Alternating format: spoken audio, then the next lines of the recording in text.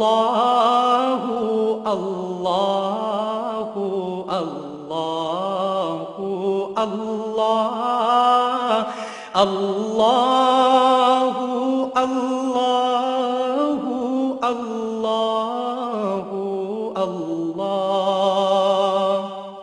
الحمد للہ رب العالمین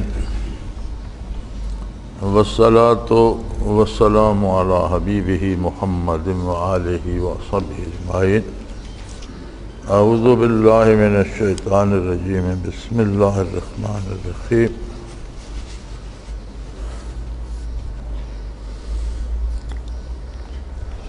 اسی ضمن میں اگلی سرخی ہے کہ عذاب قبر جسم اور روح دونوں پر ہوتا ہے۔ وَنَقَدَ الْأَجْمَاعُ عَلَىٰ عَذَابِ الْقَبْرِ عَلَى الرُّوحِ وَالْجَسَدِ جَمِيعًا، تفسیر مظہری۔ اس پر اجماع امت ہے کہ ثواب و عذاب قبر روح اور جسم دونوں پر ہوتا ہے۔ دنیا میں مکلف بالذات جسم ہوتا ہے، یعنی ظاہر سامنے، اور براہ راست جو مکلف ہوتا ہے وہ جسم ہوتا ہے، روح اس کے تابع ہوتی ہے۔ جسم نیکی کرتا ہے تو روح کو بھی جلا ملتی ہے، صفا ملتی ہے، انوارات ملتے ہیں۔ روح برائی کرتا ہے تو جسم برائی کرتا ہے تو روح پر بھی ظلمت طاری ہو جاتی ہے۔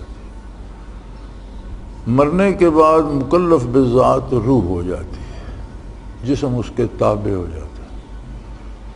لہذا برزخ کا عذاب و ثواب براہ راست روح کو ہوتا ہے، لیکن جس طرح روح کو ہوتا ہے اسی طرح جسم کے ہر ذرے کو پہنچتا رہتا ہے۔ اکثر قاعدہ یہ ہے کہ جسم قبر میں دفن کیا جاتا ہے۔ بعض واقعات ایسے ہیں کہ کسی کا جسم جل گیا، کسی کو درندے کھا گئے، کوئی پانی میں غرق ہو گیا اور گل سڑ گیا۔ تو کسی صورت میں بھی ہو، جسم کا ہر وہ ذرہ جو جسم کا حصہ رہا ہے، وہ جتنا بھی جل جائے، کوئی جانور کھا جائے، مادے کی کسی نہ کسی صورت میں تبدیل ہوتا رہتا ہے، اور وہ جہاں بھی جائے روح کا تعلق اس کے ساتھ رہتا ہے۔ اگر روح عذاب میں ہے تو اس کو عذاب پہنچتا رہتا ہے، اور روح ثواب میں ہے تو اس کو وہ لذت پہنچتی رہتی ہے۔ تو مکلف بذات برزخ میں روح ہوتی ہے، لیکن عذاب و ثواب جسم کو بھی پہنچتا رہتا ہے، خواہ وہ کسی حال میں بھی ہو۔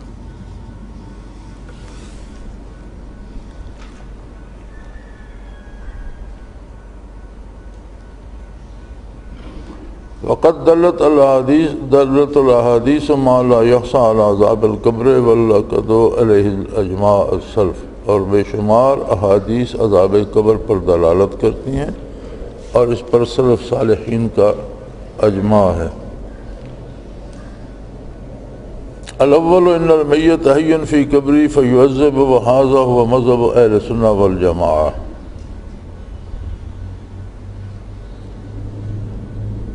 فرمایا کہ اول یہ کہ میت قبر میں زندہ ہوتا ہے، یعنی اس کا تعلق روح کے ساتھ ہوتا ہے۔ اب یہ میت کے زندہ ہونے کی بات سن کے لوگوں کے ذہن میں دنیاوی زندگی کا تصور جاتا ہے۔ حقیقت یہ ہے کہ آپ دنیا میں بھی اگر ایک خطے سے دوسرے خطے میں چلے جائیں تو وہاں کے موسم الگ ہوتے ہیں، اوقات الگ ہوتے ہیں، غذائیں الگ ہوتی ہیں، زبان الگ ہوتی ہے۔ تو یہ تو عالم ہی دوسرا ہے۔ جب کوئی برزخ میں چلا جاتا ہے تو وہاں کی زندگی برزخ کی زندگی ہوتی ہے، اس کی ضروریات برزخ کی ہوتی ہیں، شب و روز برزخ کے ہوتے ہیں۔ تو اسے دنیاوی زندگی پہ قیاس کر کے انکار نہ کرنا چاہیے،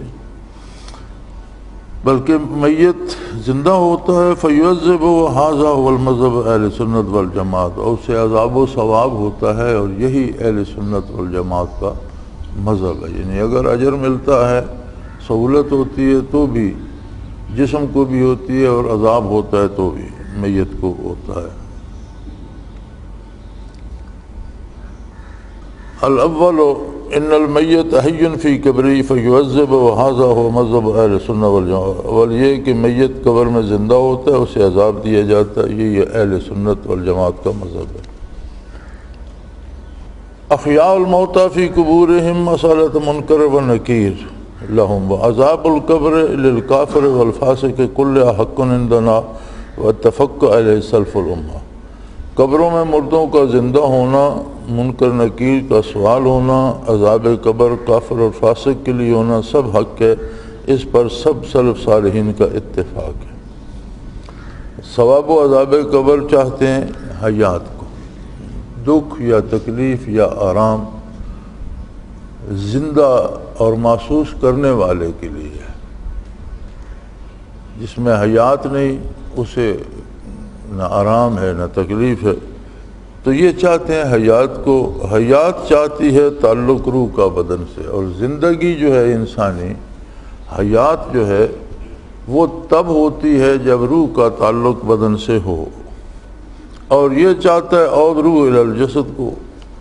اب اس کا تقاضا یہ ہے کہ روح جسم کے ساتھ واپس جوڑ دی جائے، تو عود روح متواترات سے ہے، اور عذاب و ثواب روح و بدن دونوں پر اجماع امت ہے، اور یہی مذہب اہل سنت والجماعت کے۔ اور یہ متواترات یعنی حضور صلی اللہ علیہ وسلم سے لے کر آج تک متواتر ذرائع سے یہ ثابت ہے کہ روح کو بدن کی طرف لوٹایا جاتا ہے، اور اس تعلق کی پھر کیفیت اپنی اپنی ہے۔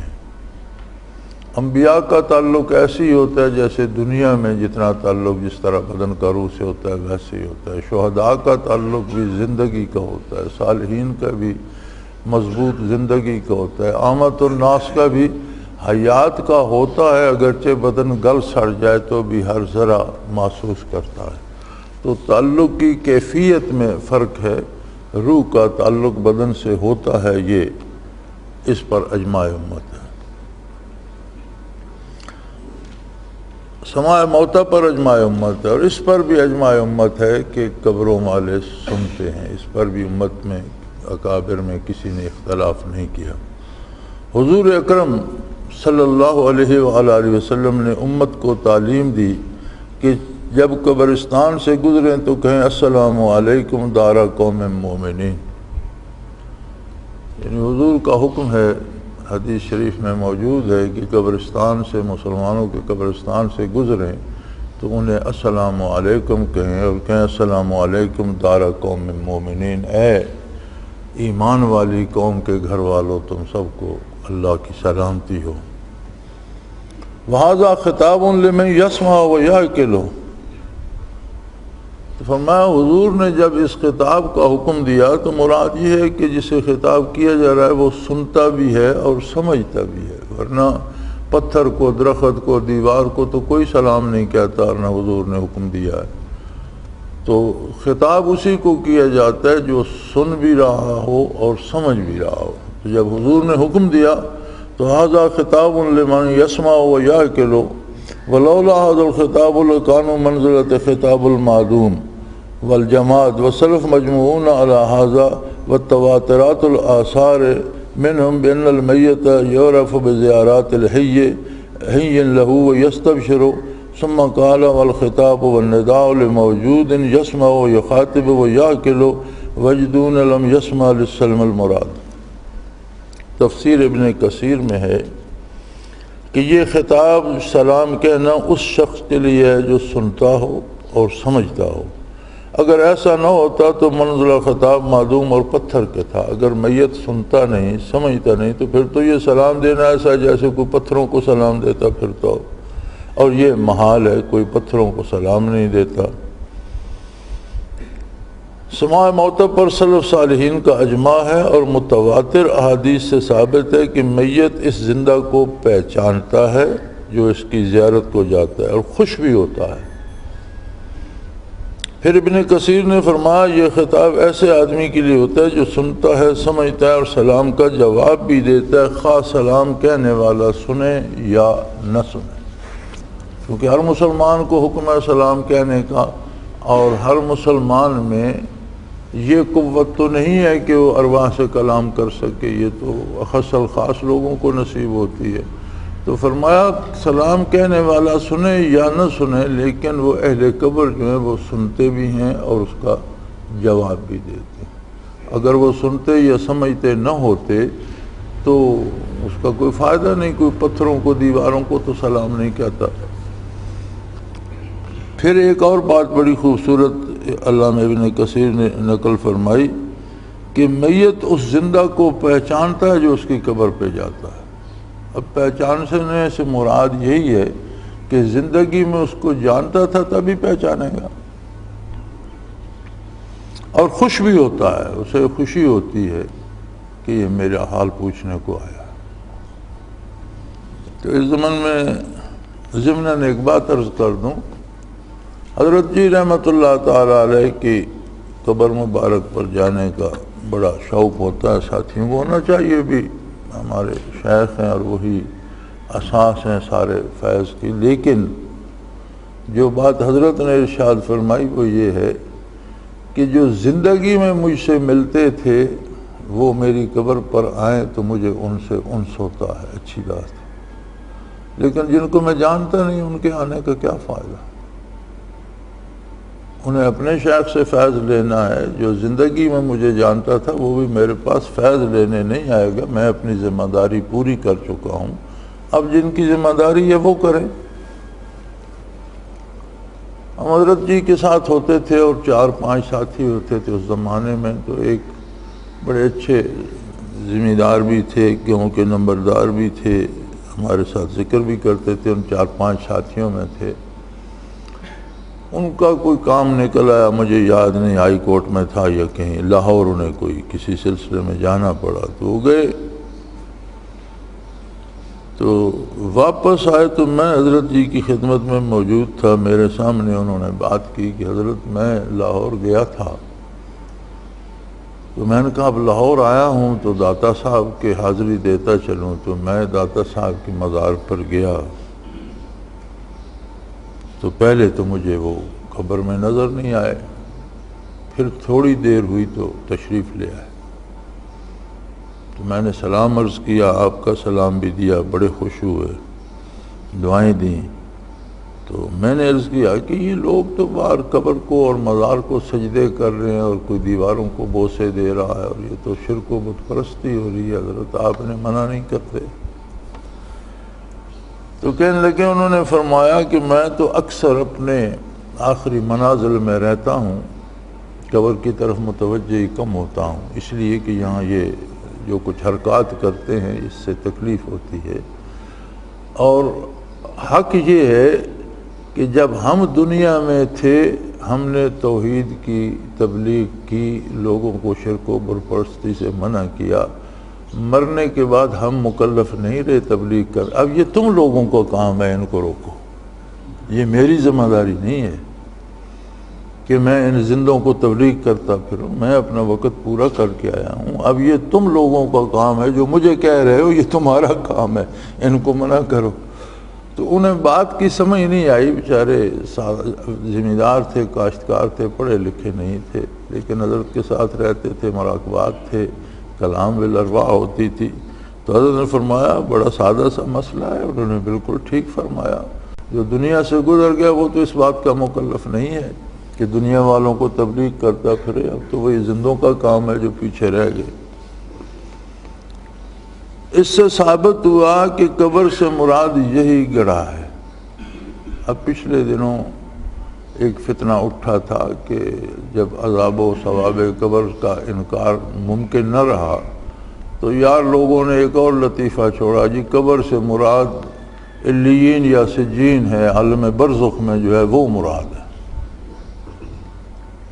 حالانکہ یہ بالکل واحد سی بات تھی، اور قرآن کریم میں بھی جب حضور صلی اللہ علیہ وسلم کو منع فرمایا گیا کہ آپ منافقین کا جنازہ بھی نہ پڑھیں، وَلَا تَقُمْ عَلَىٰ قَبْرِ، اور ان کی قبر پر بھی تشریف نہ لے جائیں، تو کیا حضور برزخ میں تشریف لے جاتے تھے یا اس سے مراد وہ قبر ہے یا یہ گڑھا جس میں بندہ دفن کیا جاتا ہے، اس سے منع فرمایا گیا تھا؟ بڑی سادہ سی بات ہے۔ یہاں بھی جو سلام دینے کا حکم دیا گیا ہے وہ قبرستان سے گزرو تو انہیں کہو کہ اے اہل ایمان قبروں میں ہو تو میں السلام علیکم کہتا ہوں، تو اس سے مراد یہ بھی ثابت ہوا کہ قبر سے مراد یہی گڑھا ہے، علیین یا سجین میں قبر مراد نہیں ہے۔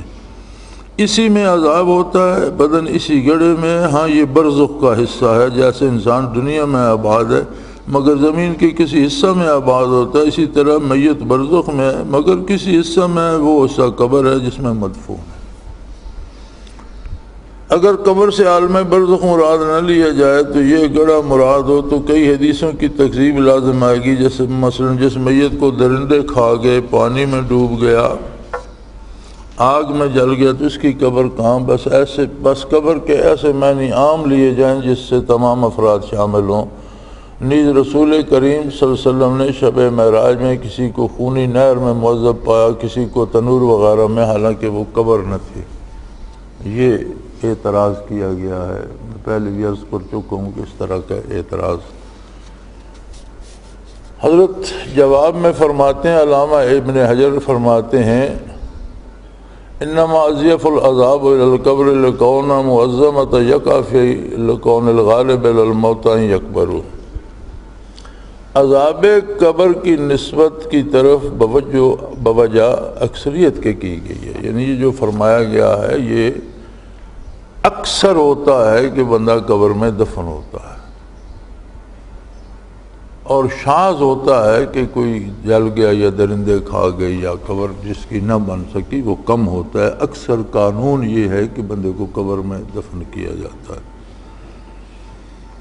تو یہی علامہ ابن حجر فرماتے ہیں کہ اکثر جو ہے وہ قبر میں دفن کیا جاتا ہے اور عذاب و ثواب قبر میں ہوتا ہے۔ غالب حکم یہی ہے کہ میت کو قبر میں، اس سے معلوم ہوا کہ قبر میں دفن کرنا ایک قانون ہے، اس کے واقعہ خلاف جو ہوگا وہ شاذ ہوگا، اور جو قانون کو نہیں توڑ سکتا، جو واقعات شاذ ہوتے ہیں ان سے قانون منسوخ نہیں ہوتا۔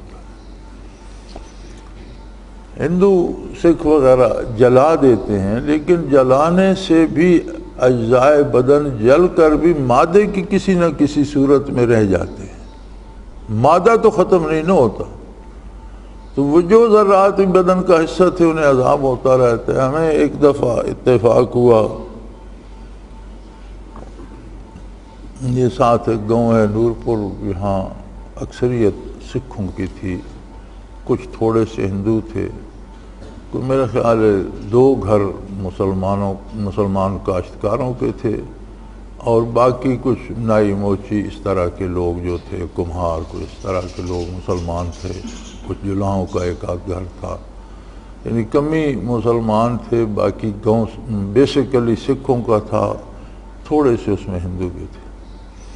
اب سکھ جو مردے جلاتے تھے یا ہندو، تو ایک تو عام انہوں نے بنائے ہوئی تھی شمشان گھاٹ ایک جگہ پر، ایک پہاڑی کے ساتھ، ہمارے کھیتوں کے ساتھ ہے وہ بھی، اور ایک ساتھ پر جنگل اور نالا ہے بڑا گہرا، اس میں پانی بہتا ہے، تو جو کوئی بڑا سکھ مرتا جس کی بڑی وہ عزت کرتے تو اسے اس نالے کے پاس انہوں نے ایک جنڈی کا درخت بھی لگایا ہوا تھا، ایک وہ بنایا ہوا تھا اس طرح کا 4 دیواری سی چھوٹی سی، اس میں ایک تھڑا سا بنا ہوا تھا، اور اس پر ایک پاؤں کا نشان تھا جس پر وہ سجدے کرتے تھے۔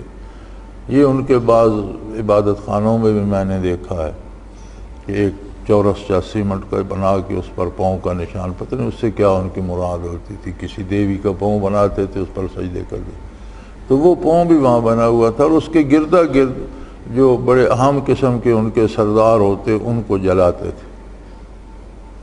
ہم شکار کو جایا کرتے تھے، وہاں سے گزر ہوتا تھا،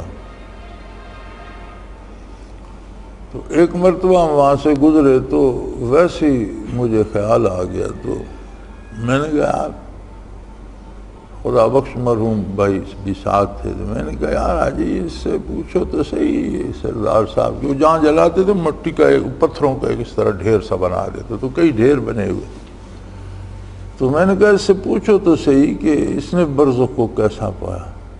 تو وہ سکھ جس کی وہ تھی، وہ کہنے لگا کہ مرنے کے بعد اٹھا کر یہاں لایا اور انہوں نے آگ لگا دی،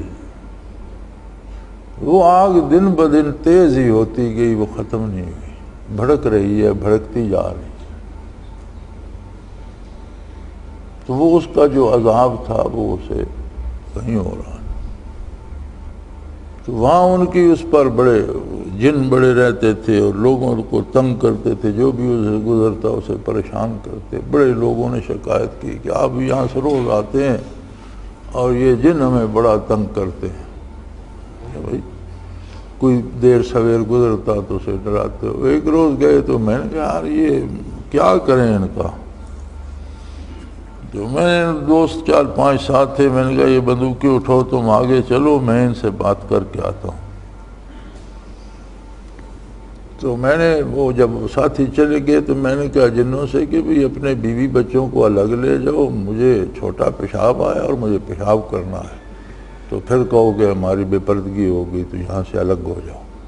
تو وہ جو ان کا وہ معبد سا بنا ہوا تھا اور اس میں جو پاؤں لگا ہوا تھا، اس پر میں نے بوتل پانی کی لے گیا، وہیں چھوٹا پیشاب کیا، استنجا کیا، جنوں سے کہا چلے جاؤ میں فارغ ہو کے جاتا ہوں۔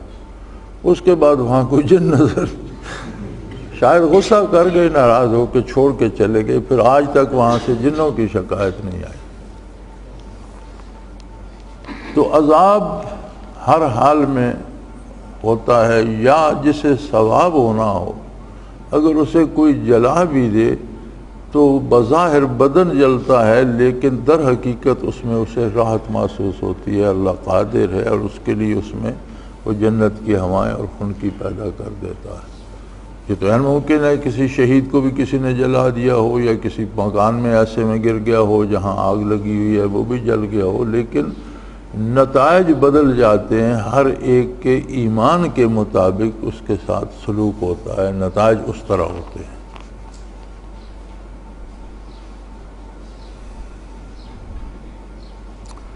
پانی میں ڈوب جانے کے متعلق قرآن کریم نے بتا دیا اغرقوا فادخلوا نارا، یعنی فرعون اور اس کا لشکر سمندر میں غرق ہوئے تھے۔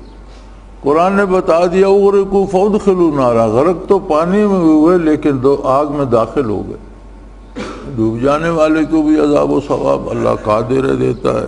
فرعونی غرق کیے گئے اور فوراً آگ میں داخل کیے گئے، یعنی جہاں بدن کے ذرات ہوں گے ان سے روح کا تعلق عذاب و ثواب کے لیے لازمی ہوگا، جو بات میں پہلے عرض کر چکا ہوں۔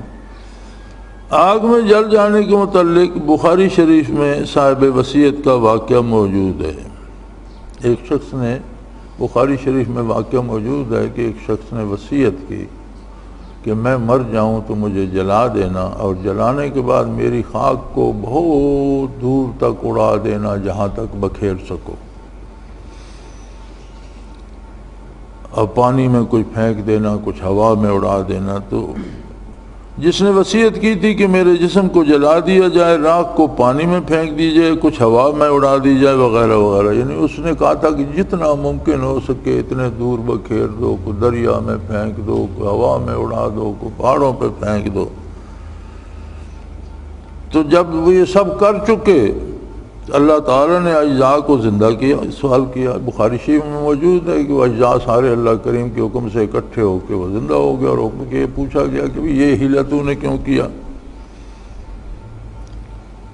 تو اس نے عرض کی بار الہ، بخاری میں جس طرح موجود ہے کہ میں تیرے عذاب سے ڈرتا تھا، اور میں نے کہا کہ نہ میں ہوں گا نہ مجھے عذاب ہوگا، میں خطا کار انسان ہوں، تو میں نے تیرے عذاب سے ڈرتے ہوئے، تو عذاب سے ڈرنا ایمان کی دلالت تو ہے، ایمان ہے تو ڈرتا ہے، تو اسی سبب سے اللہ کریم نے فرمایا میں تجھے معاف کرتا ہوں۔ تو یہاں حضرت فرماتے ہیں کہ زندہ کرنا بتاتا ہے کہ سوال و جواب کے وقت روح بدن میں آ جاتی ہے، اور صاحب وصیت کی روح تو زندہ تھی، پھر ذرات کا جمع کرنا اور زندہ کرنا بتاتا ہے کہ روح کا تعلق بدن سے قائم کیا گیا، یعنی مرنے کے بعد روح تو زندہ ہوتی ہے، تو اس کے ذرات جلا کر بکھیر دیے گئے اور قدرت نے پھر جمع کر کے اکٹھے کر لیے، تو اس کا مطلب ہے کہ بدن کو بھی جمع کیا جاتا ہے اور بدن کے ساتھ روح کا تعلق جوڑا جاتا ہے۔ راج عمل کے شب معراج میں حضور صلی اللہ علیہ وسلم نے روح کو معذب پایا کہ جسم کو تو ثابت کیا جا چکا ہے، روح و جسم دونوں کو عذاب ہوتا ہے، روح جہاں بھی ہو اس کا تعلق بدن سے رہتا ہے، شب معراج میں برزخ میں روح کو معذب دیکھنے سے جسم کے عذاب کی نفی کیسے لازم آ گئی؟ کہا یہ کیا نہیں کہ حضور نے شب معراج میں کسی کو خون کی نہر میں عذاب ہوتے پایا، کسی کو تنور میں جلتا ہوا پایا، تو یہ روحیں تھیں، وہاں بدن تو نہیں تھے برزخ میں۔ تو حضرت فرما رہے ہیں کہ روح کو جو عذاب ہوتا ہے اس کا تعلق بدن کے ہر ذرے کے ساتھ ہوتا ہے، خواہ وہ کہیں ہو۔ روح کو برزخ میں عذاب ہو رہا ہے تو بدن مادی دنیا میں جہاں بھی اس کے ذرات ہیں ان کو بھی عذاب ہو رہا ہوتا ہے۔ اور جو حدیث میں روح کے عذاب کی بات آئی ہے تو اس سے بدن کے عذاب کا انکار کہاں سے نکل رہا ہے؟ یہ تو کسی نے نہیں کہا کہ صرف روح کو ہو رہا ہے، بدن کو نہیں ہو رہا۔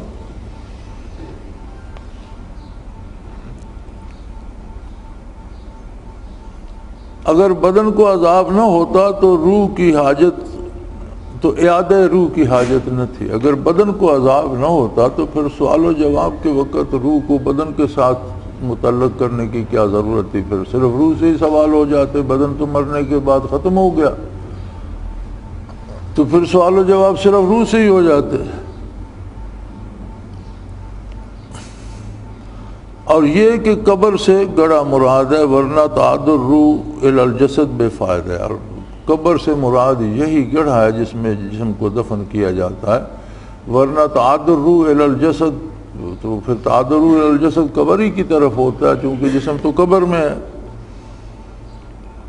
روح تو پہلے سے برزخ میں تھی، پھر اعادہ برزخ سے برزخ کی طرف کیوں کر ہوا؟ کہ اگر قبر بھی برزخ میں ہے اور روح برزخ میں چلی گئی تو پھر برزخ میں اعادہ تو نہیں نہ ہو سکتا۔ اعادہ تو یہی ہے کہ برزخ سے بدن کے ساتھ اس کا رابطہ قائم کیا جاتا۔ اگلا سوال ہے اِنَّكَ لَا تُسْمِعُ الْمَوْتَى وَمَا أَنْتَ بِمُسْمِعٍ مَنْ فِي الْقُبُورِ۔ اس میں کفار کو حقیقی موتا سے تشبیہ دی گئی، جو حقیقی معنوں میں موت ہیں، ان سے تو نفی سما کی یقیناً ثابت ہوگی۔ یہ آیت کریمہ ہے کہ آپ مردوں کو نہیں سنا سکتے، اور نہ یہ آپ کی ذمہ داری ہے کہ ان کو سنائیں جو قبروں میں، مراد ان سے کفار ہیں۔ تو معترض یہ کہتا ہے کہ کفار کو حقیقی موت، یعنی حقیقی مردہ جو ہے وہ تو کافر ہے، تو اسے نہیں سنایا جا سکتا، تو اس سے سماع موتا کی نفی ثابت ہوگی۔ الجواب فرمایا اس سے اتنا ثابت ہوتا ہے کہ میت پر حقیقی معنی موت کا اطلاق ہو جائے اور ہونا بھی چاہیے۔ رہا لا تسمعوں کا معاملہ تو یہ حقیقی معنوں پر معمول نہ ہوگا بلکہ مجاز مراد لیا جائے گا، چونکہ جب حضور ارشاد فرماتے تھے تو کیا کافر نہیں سنتے تھے؟ اگر سنتے نہیں تھے تو ناراض کیوں ہوتے تھے، اعتراض کیوں کرتے تھے، جواب کیوں دیتے؟ بظاہر تو سنتے تھے، تو معنی یہ مراد نہیں ہوگا کہ کافر آپ کی بات نہیں سنتے، اس سے مراد یہ ہوگا کہ سننے سے انہیں کوئی فائدہ نہیں ہوتا، مجازی معنی مراد لیے جائیں۔ ورنہ جب حضور ارشاد فرماتے تھے تو مومنین بھی سنتے تھے، کفار بھی سنتے تھے تو اعتراض کرتے تھے، جواب دیتے تھے، سوال کرتے تھے۔ تو مراد یہ ہوگا کہ سنتے تو ہیں، انہیں کوئی فائدہ نہیں ہوتا۔ اور لا تسمعوں کا معاملہ حقیقی معنوں پر معمول نہ ہوگا بلکہ مجاز مراد لیا جائے گا۔ قاعدہ یہ ہے کہ مشبہ کو مشبہ بہی سے ایک وصف مشہورہ میں جو مشبہ بہی کو لازم و تشبیہ دی جاتی ہے، یعنی جسے جس شے سے تشبیہ دی جائے اس میں، اور جس سے تشبیہ دی جاتی ہے اس میں کوئی ایک وصف مشترک ہوتا ہے۔ جیسے کوئی کہتا ہے کہ فلاں آدمی شیر ہے تو بندہ درندہ تو نہیں بن جاتا، شیر میں جرأت یا دلیری ہے، اس میں بھی دلیری یا جرأت ہے تو کہتے ہیں یہ شیر ہے۔ یعنی کوئی ایک وصف ہوتا ہے جس کے ساتھ تشبیہ دی جاتی ہے، اور جس کو تشبیہ دی جاتی ہے ان میں ایک وصف ہوتا ہے جو دونوں میں ہوتا ہے۔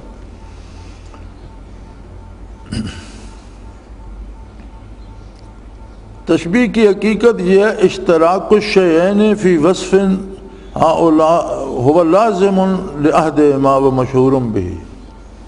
تشبیہ کی حقیقت یہ ہے کہ ان میں ایک وصف مشترک ہوتا ہے جو لازم ہوتا ہے دونوں میں، اور اس میں وہ مشہور ہوتے ہیں۔ جیسے یہاں بھی یہ دی، جیسے زید الاسد کہ زید شیر ہے، اب زید درندہ تو نہیں بن گیا، زید کچا گوشت تو نہیں کھاتا یا زید جانوروں کو تو نہیں، کوئی ایک وصف جو شعر میں ہے وہ زید میں بھی ہے تو کہہ دیتے ہیں زید شعر ہے۔ یہاں کفار کو وصف موت سے تشبیہ نہیں دی گئی کیونکہ وصف دونوں میں مشترک نہیں، کفار تو حیات ہیں، بلکہ سما میں تشبیہ دی گئی ہے، یعنی کفار کو میت نہیں کہا گیا بلکہ سما کے اعتبار سے نفی کی گئی ہے۔ جس طرح میت کو سننے کا فائدہ نہیں ہوتا اسی طرح کافر کو بھی آواز تو سنتا ہے، اس کا فائدہ نہیں ہوتا۔ اب جو مر گیا مکلف نہ رہا وہ نبی علیہ السلام کی یا کسی عالم کی یا ولی کی بات سنتا بھی رہے تو اب اس کی تو توبہ کا وقت گزر چکا، اب اسے فائدہ تو نہیں ہوتا۔ اسی طرح کافر کو بھی ارشادات عالیہ سننے کا فائدہ نہیں ہو رہا تو اس میں تشبیہ دی گئی ہے۔ اور کافر مر چکا زندہ ہے، میت مر چکا ہے، اس لیے اس میں تو تشبیہ نہیں دی گئی چونکہ کافر کھاتا پیتا چلتا پھرتا زندہ ہے، سانس لیتا ہے۔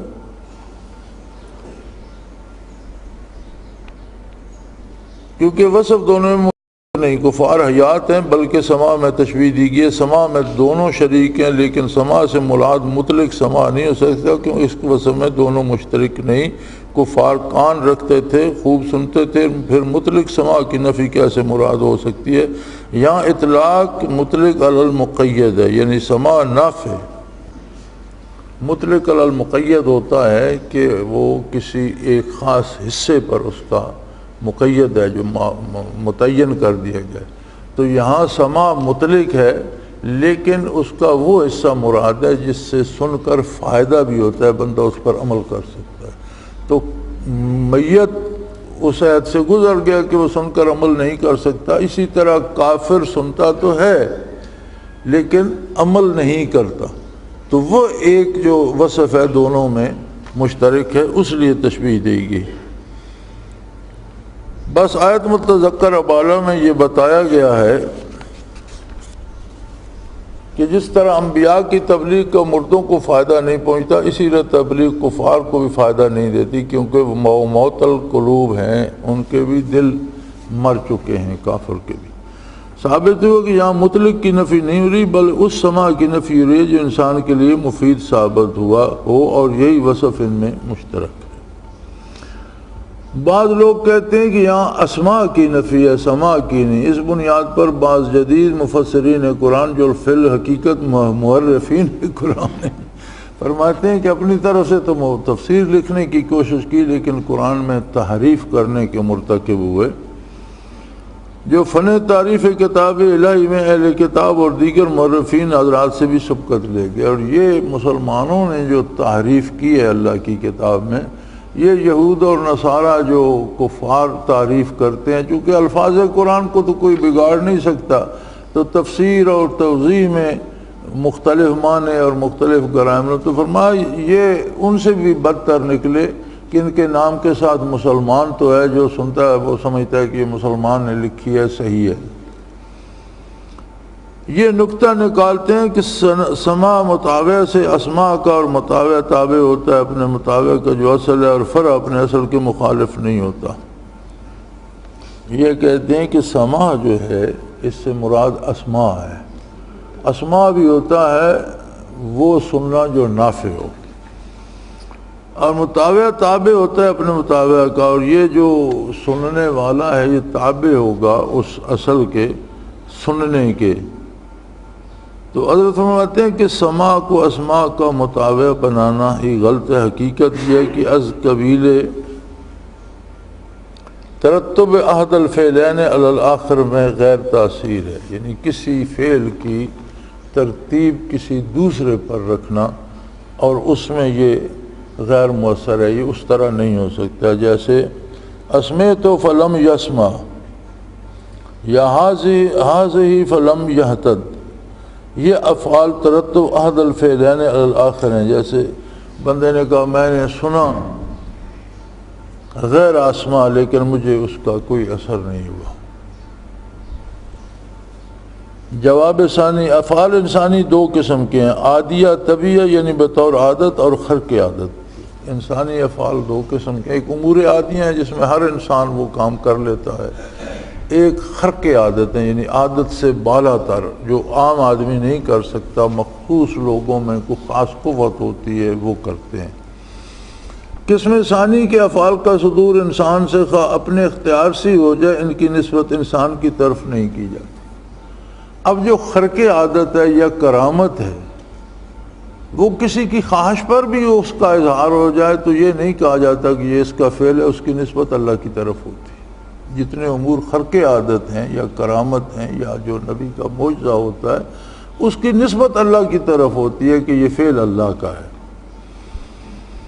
بلکہ باری تعالیٰ کی طرف کی جاتی ہے۔ آیت بالا میں اسی حقیقت کا اظہار ہے کہ تم نہیں سنا سکتے، ہاں میں سنا سکتا ہوں، کہ یہ جو ہے کہ آپ نہیں سنا، یہاں بھی یہ مراد ہے کہ اگر میں چاہوں تو سنا، یعنی بطور خرق عادت میت بھی سن سکتا ہے، عادتاً نہیں سنا سکتا۔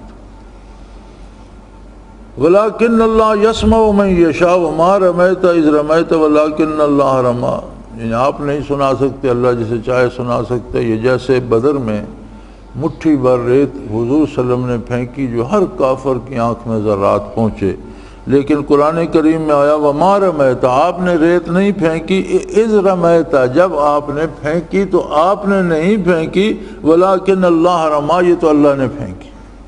یعنی بظاہر فعل تو حضور کے دست مبارک سے ساتھ کی مٹھی اٹھا کر لشکر کی طرف پھینکی، تو اللہ کریم فرماتا ہے آپ نے نہیں پھینکی، جب آپ نے پھینکی، یعنی بظاہر پھینکی آپ نے ہی تھی، لیکن وہ فعل میرا تھا اور میں نے وہ ذرات ہر کافر کی آنکھ میں پہنچا دی۔ وَلَٰكِنَّ اللَّهَ رَمَىٰ فَلَمْ تَقْتُلُوهُمْ وَلَٰكِنَّ اللَّهَ قَتَلَهُمْ۔ اسی طرح بدر میں یہ ہے کہ جو لوگ کافر قتل ہوئے، آپ لوگوں نے ان کو قتل نہیں کیا، اللہ نے ان کو قتل کیا، حالانکہ قتل کا فعل صادر تو صحابہ کرام کے ہاتھوں سے ہوا۔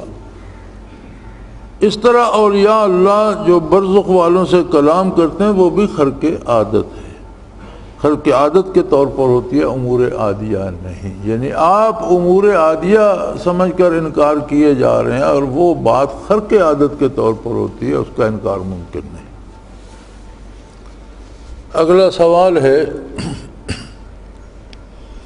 کسی نے حلف اٹھایا کہ میں زید سے کلام نہیں کروں یا یہ کپڑا نہیں پہنوں گا یا اسے نہیں پیٹوں گا، اگر اس سے یہ افعال زید کی موت کے بعد صادر ہوئے تو حانث نہ ہوگا، کیونکہ میت میں حص نہیں، نہ سنتا ہے نہ مارنے سے متعلم ہوتا ہے۔ یعنی اعتراض کرنے والے بھی بڑے عجیب ذوق رکھتے ہیں۔ اعتراض یہ کیا کہ کسی نے قسم کھائی ہو کہ میں اس بندے سے نہ بات کروں گا، نہ اسے نہلاؤں گا، نہ اس کا منہ دھوؤں گا، نہ اسے کپڑا پہناؤں گا۔ اب وہ بندہ مر گیا، اس کے بعد وہ اس سے مخاطب بھی کرتا ہے یا اسے غسل دیتا ہے یا اسے کپڑے پہناتا ہے، کفن پہناتا ہے، تو اس کی قسم نہیں ٹوٹے گی، کیونکہ وہ مر گیا، وہ بندہ ہی نہیں رہا، میت ہے۔ جواب میں ارشاد فرماتے ہیں ایمان کی بنیاد عرف پر ہے، یعنی جو چیز معروف ہو اس پر قسم کی بنیاد ہوتی ہے۔ اب جیسے کلام کرنا، مارنا وغیرہ افعال حیات سے مقید ہے، معروف ہے یہ کہ کسی سے بات نہ کرنا، وہ زندہ ہوگا تو بات نہیں کرے گا، مارے گا تب جو وہ زندہ ہوگا تو جو قسمیں ہوتی ہیں ان کی بنیاد عرف، یعنی مشہور معروف جسے ہر کوئی جانتا ہے اس پہ ہوتا ہے۔ اور اس کی میراث تقسیم ہو گئی، بیوی کا نکاح دوسری جگہ ہو گیا، پھر کسی نبی کے معجزہ یا ولی کی کرامت سے زندہ ہو تو اسے نہ عورت ملے گی نہ میراث، کیونکہ ان کا تعلق ثابتہ حیات سے تھا۔ یعنی جب ایک دفعہ حیات ختم ہو گئی، اب عیسیٰ علیہ السلام کی دعا سے مردے زندہ ہو جاتے تھے، تو ایک بندہ مر گیا، اس کی بیوی نے دوسرا نکاح کر لیا، جائیداد وارثوں میں تقسیم ہو گئی، اتفاقاً عیسیٰ علیہ السلام نے اسے زندہ کر دیا، تو کیا اب وہ میراث اسے واپس ملے گی یا بیوی اس کو واپس ملے گی؟ نہیں، ہرگز نہیں، چونکہ اس کا اس گزشتہ زندگی سے تعلق تھا جو ختم ہو گئی، میراث تقسیم ہو گئی، بیوی کسی اور کے نکاح میں چلی گئی، اب وہ چیزیں اسے نہیں ملیں گی۔ یا کوئی کافر کسی نبی کے معجزے سے زندہ ہو، اگر اب ایمان لائے تو قبول نہ ہوگا۔ اگر کوئی مرا تو کفر پر تھا، نبی کے معجزے سے زندہ ہو گیا، اب وہ کہ میں ایمان لاتا ہوں، وہ قبول نہیں ہوگا، کیونکہ ایمان کا تعلق تب تک وہ مکلف تھا جب تک اس کے پاس حیات عرفی تھی جو اللہ نے اسے دی تھی۔ اگر اس میں کفر پر مر گیا تو اب کافر ہی رہے گا، کیونکہ کفر و ایمان کا تعلق بھی حیات سابقہ سے تھا۔ اسی طرح حلف کا تعلق بھی حیات معروف سے یہ ثابت کرنا کہ میت سنتا نہیں یا متعلم نہیں ہوتا حماقت ہے۔ پھر اس استدلال کو ائمہ کرام سے منسوب کرنا ان پر بہتان ہے۔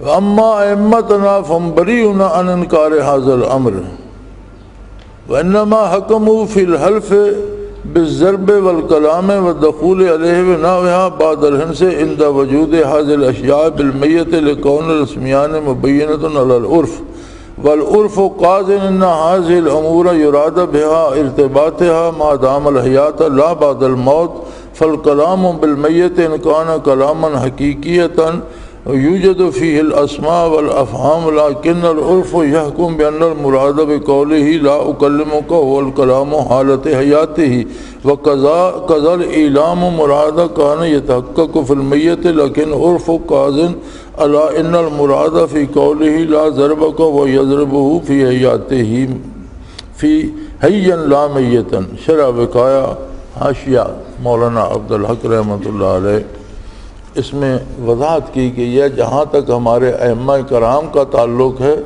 وہ ان امور کے انکار سے بری ہیں، یعنی انہوں نے سماع موتیٰ کا انکار نہیں فرمایا۔ انہوں نے میت کو مارنے، اس سے کلام کرنے وغیرہ افعال کی صورت میں حانث نہ ہونے کا فیصلہ کیا، کیونکہ ایمان کی بنا عرف پر ہے اور عرف پر ہی ان امور کا فیصلہ کیا ہوتا ہے۔ اس سے مراد حالی زندگی میں لی جاتی ہے، یعنی زندگی میں وہ لاگو تھی قسم، جب زندگی بدل گئی برزخی ہو گئی تو وہ قسم نہ رہی، نہ کہ بعد الموت۔ اور میت سے جو کلام کی جائے اگرچہ وہ کلام حقیقی ہوتی ہے اور اس میں اسماء و افہام پایا جاتا ہے، لیکن عرف کی روح سے اس کے قول کا تعلق میں کلام نہیں کروں گا حالت حیات سے ہے۔ اور یہی صورت اعلام کے بارے میں خاص کا تحقق میت میں ہو جائے، لیکن عرف کا فیصلہ یہ ہے کہ اس قول سے مراد میں اسے نہ ماروں گا حیات سے تعلق رکھتا ہے، نہ کہ بعد موت۔ اگلا سوال ہے کہ حضرت فاروق اعظم رضی اللہ تعالیٰ عنہ، حضرت عائشہ رضی اللہ تعالیٰ عنہ سماع موتیٰ کا انکار فرماتے ہیں، آخر کیوں؟ یہ بڑا زوردار سوال پیش کیا جاتا ہے۔ حضرت فرماتے ہیں فاروق اعظم کے مبینہ انکار کی بنیاد جس روایت پر رکھی جاتی ہے اس کی حقیقت ملاحظ ہو، یعنی جس روایت پر لوگ کہتے ہیں کہ حضرت فاروق اعظم سماع موتیٰ کا انکار فرماتے ہیں وہ روایت دیکھ لی جائے۔ وہ ہے وَكَانَ إِذَا ظَهَرَ عَلَىٰ قَوْمٍ أَقَامَ بِالْعُرْسَةِ ثَلَاثَ أَيَّامٍ فَلَمَّا كَانَ بِبَدْرِ الْيَوْمِ الثَّالِثِ أَمَرَ بِرَاحِلَتِهِ فَشَدَّ عَلَيْهَا رَحْلَهَا ثُمَّ مَشَىٰ وَاتَّبَعَ صَحَابَهُ حَتَّىٰ قَامَ عَلَىٰ شَفَّةِ الرَّكِّ فَجَعَلَ يُنَادِيهِمْ بِأَسْمَائِهِمْ۔ نبی کریم صلی اللہ علیہ وسلم جب کسی جگہ کسی میدان میں فتح پاتے تو عادت مبارک تھی کہ وہاں 3 دن قیام فرماتے تھے۔ بدر میں بھی جب تیسرا دن آیا تو آپ نے سواری تیار کرنے کا حکم دیا، اس پر پالان رکھا گیا، پھر آپ سوار ہوئے اور بدر کے گڑھے کی طرف چلے اور اس گڑھے کے کنارے کھڑے ہوئے جس میں صنادید قریش کی بڑے بڑے قریش جو 70 لوگ مارے گئے تھے ایک گڑھے میں پھینک دی گئی جسے کلیب بدر کہتے ہیں۔ حضور اس کے کنارے کھڑے ہوئے، فجعل ینادیہم باسمائہم، تو ایک ایک کا نام لے کر حضور نے آواز دی کہ اے فلاں ابن فلاں، اے فلاں ابن فلاں، اللہ نے جو وعدہ کیا تھا ہم نے تو اس کو سچ پایا، تم بتاؤ تم نے بھی سچ پایا کہ نہیں؟ جب یہ فرمایا حضور نے فقال عمر یا رسول اللہ ما تکلم من اجساد ولا ارواح، یا رسول اللہ آپ ان سے بات کر رہے ہیں جن کے صرف لاشیں پڑی ہیں ان میں روح تو نہیں ہے۔ قال النبی صلی اللہ علیہ وسلم والذی نفس محمد بیدی ما انت باسمع لما اقول منہم، یا رسول اللہ آپ ان اجساد سے کیسے کلام فرمایا جن میں ارواح ہی نہیں؟ تو حضور صلی اللہ علیہ وسلم نے جواب دیا اس ذات کی قسم جس کے قبضے میں محمد صلی اللہ علیہ وسلم کی جان ہے تم ان سے زیادہ نہیں سن سکتے۔ اس میں حضرت عمر نے انکار تو نہیں کیا، مسئلہ پوچھا ہے، یا رسول اللہ یہ تو مردے پڑے ہیں، قتل ہو چکے، آج تیسرا دن ہے انہیں قتل ہوئے اور ان کی روحیں تو ان میں نہیں ہیں، تو آپ ان سے کیسے کلام فرما رہے ہیں؟ تو حضور نے فرمایا، قسم دے کر فرمایا کہ تم ان سے زیادہ نہیں سن رہے، یعنی جیسے تم سن رہے ہو ویسے یہ بھی سن رہے ہیں۔ اس روایت سے ثابت ہوتا ہے کہ حضرت عمر کا سوال انکار پر مبنی نہیں تھا بلکہ دریافت مسئلہ کے لیے تھا۔ جب حضور اکرم صلی اللہ علیہ وسلم کا جواب سنا کہ تم ان سے زیادہ نہیں سنتے تو کیا فاروق اعظم جیسا شخص انکار کی کوئی گنجائش باقی رہتی ہے؟ جب حضور نے یہ جواب ارشاد فرمایا تو اس کے بعد کوئی انکار کی گنجائش ہے کہ آپ لوگ اس روایت کو لے کر کہتے ہیں حضرت عمر انکار کرتے ہیں؟ اس کے بعد انکار تو کیا، اس کے بعد حضور کے یہ فرمانے کے بعد حضرت عمر کے تعجب ہی کی کوئی دلیل پیش کیجئے، یعنی کبھی حضرت عمر نے زندگی بھر یہ کہا کہ یہ عجیب بات ہے، انہوں نے تو ایسا بھی نہیں کہا۔ جب حضور نے فرمایا ان کا حق ہے۔ اس روایت سے معلوم ہوتا ہے کہ تعجب اس بات پر تھا کہ ان کو مرے ہوئے 3 دن گزر گئے، نکیرین کے سوال و جواب کا وقت بھی گزر گیا، تو کیا اب بھی یہ لوگ سنتے ہیں؟ اس کی شہادت دوسری روایت سے ملتی ہے۔ عن ابی ہریرہ ان امرأة سوداء كانت تقم المسجد فقد مات فقدها رسول اللہ صلی اللہ علیہ وسلم فسال عنها بعد ایام فقیل له انه ماتت۔ ابو ہریرہ رضی اللہ عنہ سے روایت ہے کہ ایک سیاہ رنگ کی عورت مسجد میں رہتی تھی، حضور نے ایک روز اسے نہ پایا، اس کو متعلق پوچھا تو عرض کیا گیا کہ وہ فوت ہو چکی ہے۔ دوسری روایت میں عبداللہ ابن مرزوق سے فمر علی قبرہا، حضور اس کی قبر پر تشریف لے گئے، فقال ما ذا القبر فقالوا ام ماجن، حضور کا گزر ہوا تو ساتھ ایک قبر تھی، قبر کے ساتھ سے گزرے تو پوچھا یہ کس کی قبر ہے؟ عرض کیا گیا ام ماجن کی۔ قال التی تقم المسجد قالوا نعم، تو آپ نے پوچھا کہ وہ ام ماجن جو مسجد میں رہتی تھی اور مسجد نبوی میں جھاڑو دیا کرتی تھی، عرض کی کہ یا رسول اللہ وہی ہے۔ تو فقالوا وصف الناس فصلی علیہ، حضور نے جو 7 غلام تھے صحابہ کرام تھے ان سے کہا صف بناؤ اور قبر پر آپ نے اس کا جنازہ پڑھا، چونکہ اس کا جنازہ صحابہ کرام نے پڑھایا تھا۔ حضور آرام فرما رہے تھے، وہ رات کو فوت ہوئی تو رات کو دفن کر دی گئی اور حضور کو تکلیف نہیں دی گئی، چونکہ حجرہ مبارک میں کوئی آواز دینے نہیں جاتا تھا، اللہ نے منع فرما دیا تھا، اور حضور جب سو جاتے تو کوئی بیدار کرنے کی ضرورت نہیں کرتا تھا کہ آپ پر سوتے ہوئے بھی وہی نازل ہوا کرتی تھی۔ تو اب یہ جو ہمارے ہیں، بندہ مر جاتا ہے تو کہتے ہیں اس کا بیٹا کویت سے آئے گا، اس کا بیٹا لندن سے آ رہا ہے، اسے 3 دن رکھ دو۔ قانون یہ ہے کہ جب کوئی فوت ہو جاتا ہے تو جتنی جلدی قبر تیار ہو سکے اور غسل کفن ہو سکے اسے دفن کر دیا جائے۔ تو انتظار نہیں کیا گیا صبح کا بھی کہ حضور مسجد میں تشریف لائیں گے، تو حضور کی مسجد کی خادمہ ہے، حضور اس سے شفقت فرماتے ہیں، نہیں، حکم حضور کا یہ ہے کہ میت کو جتنی جلدی ہو سکے دفن کر دیا جائے، چنانچہ اسے رات ہی جنازہ پڑھا کے غسل کفن کر کے جنازہ پڑھا کے دفن کر دیا گیا۔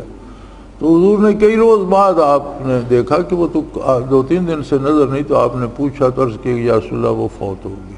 اس کے بھی کئی روز بعد حضور کا گزر ہوا تو پوچھا یہ قبر کس کی؟ عرض کیا گیا ام مہجن کی۔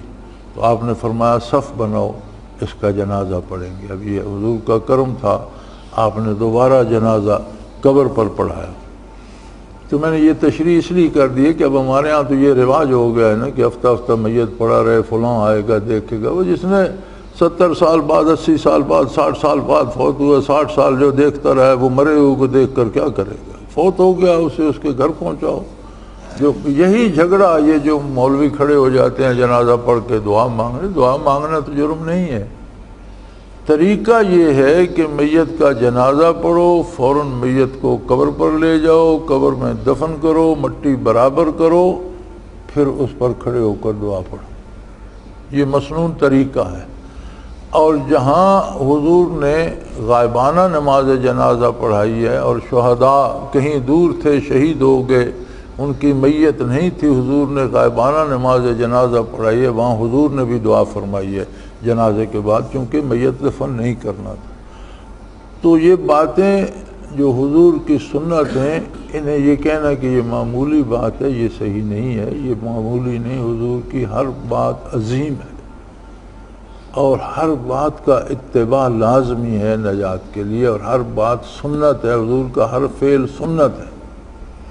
اگر آپ جنازہ پڑھ کے دعا مانگنے شروع ہو جائیں گے تو یہ خلاف سنت ہوگا، بدعت ہوگی، ایک سنت گرے گی تو بدعت کھڑی ہوگی۔ تو میں نہیں مانگا کرتا ہوں تو لوگ بڑے ناراض ہوتے ہیں بلکہ بعض لوگ مجھے کہتے ہیں جی ہمارا میں کوئی اصرار کرے تو میں جنازہ پڑھاتا ہوں، مجھے کیا ضرورت ہے جنازے پڑھاتا پھروں، میت جانے اس کا رب جانے، پرائے پھٹے میں ٹانگ اڑانے کی ہمیں کیا ضرورت ہے۔ تو بعض دوست مجبور کرتے ہیں تو میں جنازہ پڑھا، پھر دوسرے لوگ انہیں کہتے ہیں کہ تم نے جنازہ باپ کا خراب کرا دیا، اس نے تو دعا ہی نہیں مانگی۔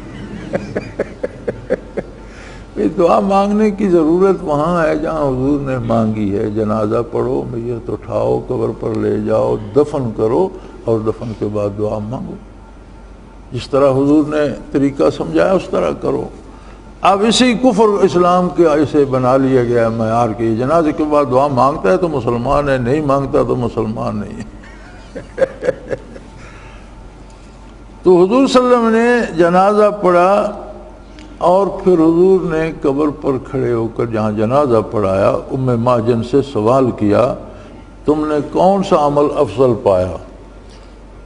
معاذ القبر فقالوا ام ماجن قال التي تقم المسجد قالوا نعم وصف الناس فصلى عليه، جنازہ پڑھا ثم قال اي العمل وجدت افضل۔ تو حضور نے ام ماجن اس بڑھیا عورت سے جو سیاہ رنگ کی حبشی عورت تھی، مسجد میں جھاڑو دیا کرتی، آپ نے اس سے پوچھا، قبر میں حضور سوال فرما رہے ہیں کہ تم نے کون سا عمل افضل پایا اللہ کی بارگاہ میں؟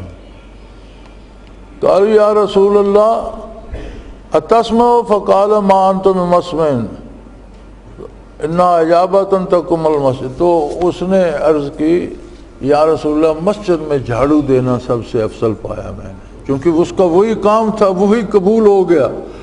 تو اس نے عرض کی یا رسول اللہ مسجد میں جھاڑو دینا سب سے افضل ہے، اللہ نے اس کی وجہ سے میری نجات کر دی۔ تو عرض کیا صحابہ نے یا رسول اللہ یہ سن رہی ہے؟ آپ نے فرمایا تم سے زیادہ اچھا سن رہی ہے۔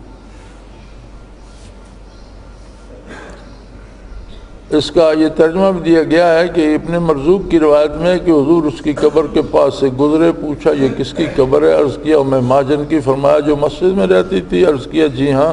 پھر صف باندھی گئی، جنازہ پڑھی، نماز جنازہ پڑھی۔ پھر ام ماجن سے سوال کیا تم نے کون سا عمل افضل پایا؟ صحابہ نے عرض کیا یا رسول اللہ یہ آپ کی آواز سنیے۔ فرمایا تم اس سے زیادہ نہیں سنتے۔ پھر ام ماجن نے جواب دیا کہ میں مسجد کو افضل پایا، یعنی مسجد کی خدمت کو میں نے افضل، کیونکہ اس کو اسی وجہ سے نجات ہو گئی تھی۔ ان حدیث سے دوام سوا کا ثبوت ملتا ہے اگر اللہ تعالیٰ چاہے تو، چونکہ یہ خرق عادت ہے، عادتاً نہیں ہوتا، تو خرق عادت امور اللہ کی مرضی سے ہوتے ہیں، وہ چاہے تو۔ حضور اکرم صلی اللہ علیہ وسلم نے کئی دنوں کے بعد پوچھا تو نے کس عمل کو افضل پایا؟ تو اس نے جواب دیا تو معلوم ہوا کہ میت سے سوال و جواب کے وقت کی غیر جو منکرین سماع موتا پیش کرتے ہیں وہ غلط ہے۔ سماع موتا کے منکرین کہتے ہیں کہ منکر نکیر کے سوال و جواب کے لیے تو روح کا تعلق بدن سے قائم کیا جاتا ہے لیکن اس کے بعد ختم کر دیا جاتا ہے، پھر نہیں سن سکتا۔ تو فرمایا اس کی تو تردید ہو گئی، حضور نے کئی روز بعد نکیرین کا سوال تو اسی وقت گزر چکا تھا۔ رہا حضرت عائشہ کے انکار کا سوال تو ان کی زبانی ایک روایت ملاحظہ ہو۔ اب یہ جو کہتے ہیں کہ حضرت عائشہ بھی انکار کرتی تھی صفائے موتا کا، تو اس کی روایت بھی ملاحظہ فرمائی۔ قال رسول اللہ صلی اللہ علیہ وسلم ما من رجل یزور قبور اخیہ ویجلس عندہ الا استانس بہ ورد علیہ۔ ابن کثیر میں یہ روایت ہے، حضرت عائشہ رضی اللہ تعالی عنہ روایت فرماتی ہیں کہ حضور اکرم صلی اللہ علیہ وسلم نے فرمایا جو شخص اپنے بھائی کی قبر کی زیارت کرے، قبر کے پاس بیٹھے تو میت اس سے مانوس ہوتا ہے اور سلام کا جواب دیتا ہے۔ حضور سے تو یہ روایت حضرت عائشہ رضی اللہ تعالی عنہ نقل فرما رہی ہیں اور آپ کہتے ہیں کہ وہ سماع کی منکر ہیں، یہ کیسے ممکن ہے؟ یہ حدیث سماع موتیٰ کے حق میں واضح ہے، یعنی کوئی شخص اپنے مسلمان بھائی کی قبر پہ جاتا ہے، اگر دنیا میں وہ اسے جانتا تھا تو قبر سے بھی اسے پہچان لیتا ہے اور اس سے انس پکڑتا ہے، خوش ہوتا ہے۔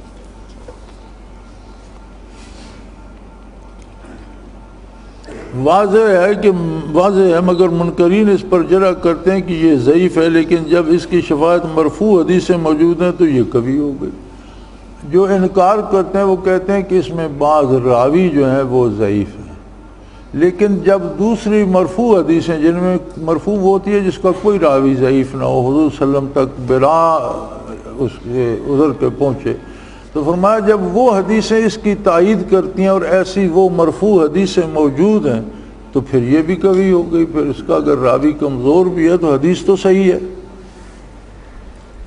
عن ابن عباس مرفوعا ما من احد یمر بقبر اخیہ المسلم کان یعرف فی الدنیا فیسلم علیہ الا رد اللہ علیہ روح حتی یرد علیہ السلام، رواہ ابن عبد البر۔ وعن ابن عباس و ابی ہریرہ قال اذا مر الرجل بقبر یعرف فسلم علیہ رد علیہ السلام۔ یہاں ابن کثیر سے دو حدیثیں حضرت نے نقل فرمائی ہیں۔ ایک حضرت ابن عباس رضی اللہ تعالی عنہ سے کہ حضور نے فرمایا جب کوئی شخص اپنے مسلمان بھائی کی قبر سے گزرتا ہے جسے وہ دنیا میں واقف تھا، جانتا تھا، تو سلام کرتا ہے تو وہ اس کو پہچانتا بھی ہے، خوش ہوتا ہے اور اس کے سلام کا جواب بھی دیتا ہے۔ دوسری حدیث حضرت ابن عباس اور حضرت ابی ہریرہ رضی اللہ تعالیٰ عنہ دونوں سے روایت ہے کہ جب کوئی شخص اپنے مسلمان بھائی کی قبر سے گزرتا ہے، سلام دیتا ہے تو اللہ اسے توفیق دیتا ہے، وہ اس کے سلام کا جواب بھی دیتا ہے۔ پھر ابن کثیر نے فرمایا کہ سماع میت کے بارے صحابہ کے بہت سے آثار منقول ہیں۔ ابن کثیر فرماتے ہیں کہ یہ بات تو صحابہ سے بہت زیادہ نقل کی گئی ہے۔ کتب فقہ میں عدم سماع کا ذکر باب یمین میں ہے اور یہ مشائخ کا اپنا استخراج ہے، ورنہ امام ابو حنیفہ، امام ابو یوسف، امام محمد سے کوئی روایت عدم سماع کی نہیں۔ یعنی کتب فقہ میں جو ذکر ہے سماع کا وہ باب یمین قسم کے باب میں ہے کہ قسم کا اطلاق مرنے کے بعد ہوتا ہے یا نہیں، یعنی وہ انکار سماع کا باب نہیں ہے فقہ میں، وہ باب قسم کا ہے کہ کسی نے قسم کھائی کہ میں اس کے مرنے کے بعد اس سے بات نہیں، میں اس سے کبھی بات نہیں کروں گا، تو مرنے کے بعد اگر بات کی تو وہ قسم ٹوٹی یا نہ ٹوٹی، یعنی یہ ذکر باب یمین میں ہے، قسم کے باب میں ہے، اور یہ مشائخ کا اپنا استخراج ہے، ورنہ امام ابو حنیفہ، امام ابو یوسف، امام محمد سے کوئی روایت عدم سماع کی نہیں۔ شرح وقایہ کے حاشیے پر ترجمان حنفیت مولانا عبدالعلی یحیی لکھنوی فرماتے ہیں وَبِالْجُمْلَةِ لَمْ يَدُلُّ دَلِيلٌ قَوِيٌّ عَلَى نَفْيِ السَّمَاعِ الْمَيِّتِ وَإِدْرَاكَهُ وَفَهْمَهُ وَقَالَهُمْ لَا مِنَ الْكِتَابِ وَلَا مِنَ السُّنَّةِ بَلْ السُّنَّةُ الصَّحِيحَّةُ السَّرِيَّةُ دَالَةٌ عَلَى ثُبُوتِهَا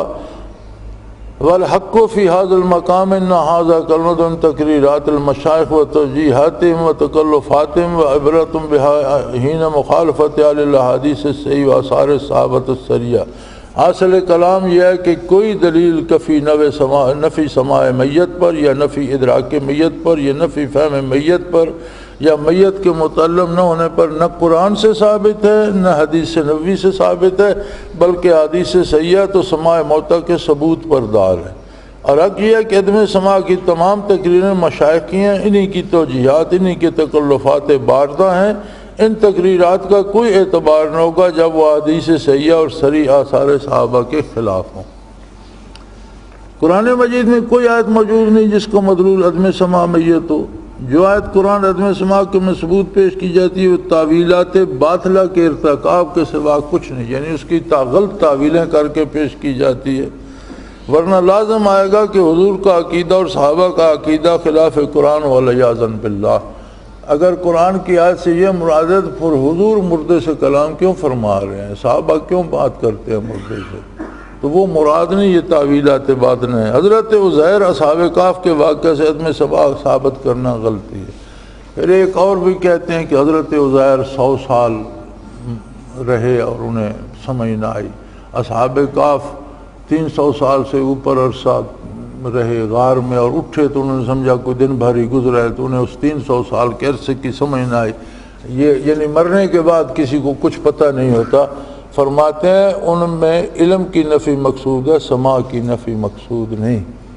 وہ معروف موت نہیں تھی، اللہ کی طرف سے ایک چیز کا اظہار تھا جس میں انہیں علم سے محروم رکھا گیا، ورنہ وہ حقیقی موت تو نہیں تھی ان کی۔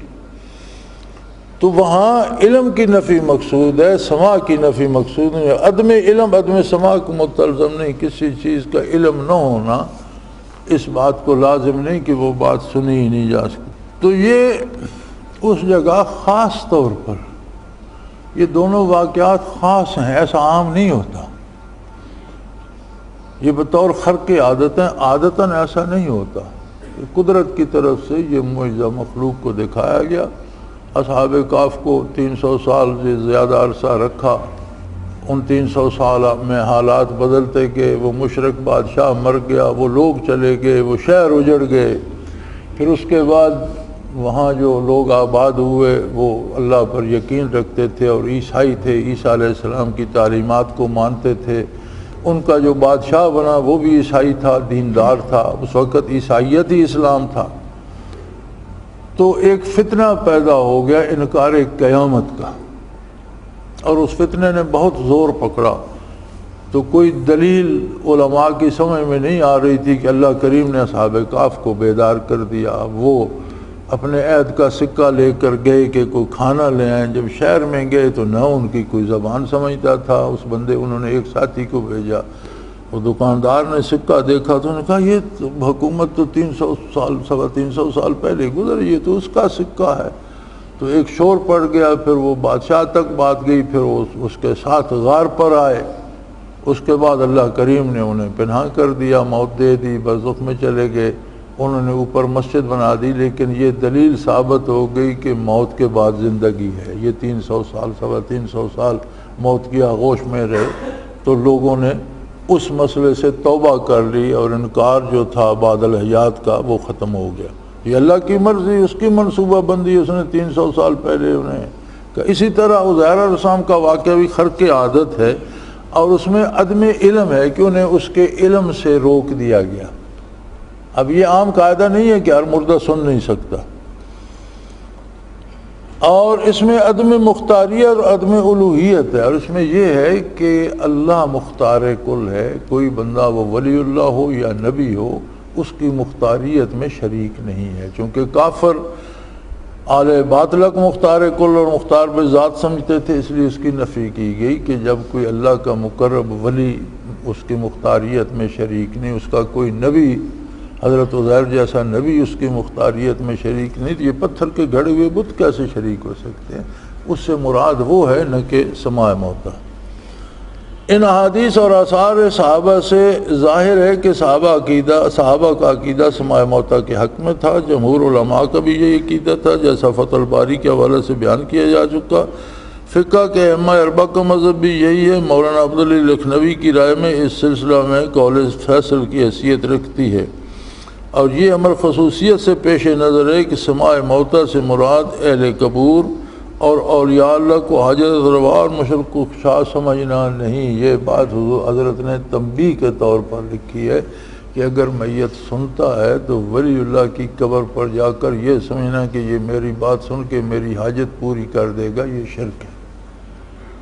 میت حاجت روا یا مشکل کشا نہیں، بلکہ اس سے مراد وہی ہے جو حدیث میں بیان کی گئی ہے، ورنہ نداء غائبانہ تو شرک ہے۔ یعنی اس کی حیثیت وہی ہے جو حدیث میں بیان کی گئی ہے۔ آپ سلام کریں، وہ سلام کا جواب دیں گے۔ کسی نیک کی قبر ہے تو وہاں دعا کریں، لیکن دعا اللہ سے کریں۔ جگہ سے بھی فرق پڑتا ہے۔ مثلا آپ سڑک پر کھڑے ہو کر دعا کرتے ہیں، اس کی حیثیت اور ہے۔ آپ مسجد میں آ کے دعا کرتے ہیں تو مسجد کی وجہ سے اس کی تاثیر یا حیثیت بدل جائے گی۔ اسی طرح کسی ولی اللہ کے مزار پہ بھی دعا کرتے ہیں تو اس میں اس کی برکات شامل ہو جاتی ہیں، لیکن وہ ولی آپ کا حاجت روا نہیں، وہ حاجت روا وہی ذات وحدہ لا شریک ہے۔ اور غائبانہ ندا کرنا تو شرک ہے، یہ سمجھنا کہ جہاں سے میں پکاروں گا ولی سنتا ہے یا نبی سنتا ہے، وہ سنتے ہیں، لیکن تم اگر غائبانہ ندا کرو گے تو یہ شرک شمار ہوگا، یہ اللہ کی صفت ہے۔ اور قبور کو سجدہ کرنا حرام ہے، فاعل مختار صرف اللہ کی ذات ہے، انبیاء اولیاء سب اس کے محتاج ہیں۔ وآخر دعوانا ان الحمد للہ رب العالمین۔ اللہ اللہ اللہ اللہ اللہ اللہ اللہ اللہ۔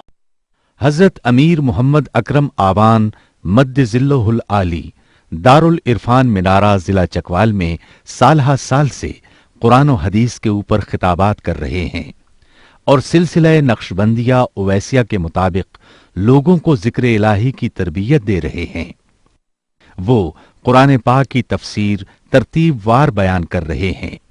تفسیر قرآن کو وہ موجودہ ملکی اور بین الاقوامی حالات کے مطابق بیان کرتے ہیں۔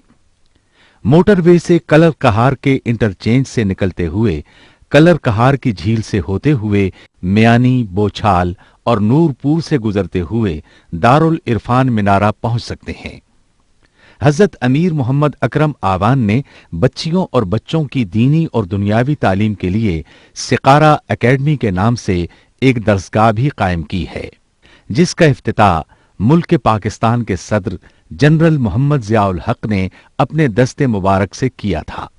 وہ تمام احباب جو اسلام کی طلب رکھتے ہیں ان سے گزارش ہے کہ دارالعرفان منارہ ضلع چکوال میں امیر محمد اکرم آوان صاحب کے خطابات سے مستفید ہوں۔ وہ ہر جمعے کو نماز سے پہلے بیان فرماتے ہیں۔ ہر ماہ کی پہلی اتوار کو ماہانہ اجتماع ہوتا ہے جس میں آپ خصوصی خطاب فرماتے ہیں اور پاکستان کے چاروں صوبوں سے احباب اس اجتماع میں شرکت کرتے ہیں۔ اس کے علاوہ یہاں سال میں 2 مرکزی اجتماعات بھی ہوتے ہیں، ایک رمضان المبارک میں اعتکاف کا اجتماع اور دوسرا جولائی اور اگست میں 40 دن کا اجتماع ہوتا ہے جس میں روحانی تربیت کی جاتی ہے۔ اپنا خون سیماب دے کر اتنا ہم کر جائیں گے، نام آقا کا چمن میں پھر رقم کر جائیں گے۔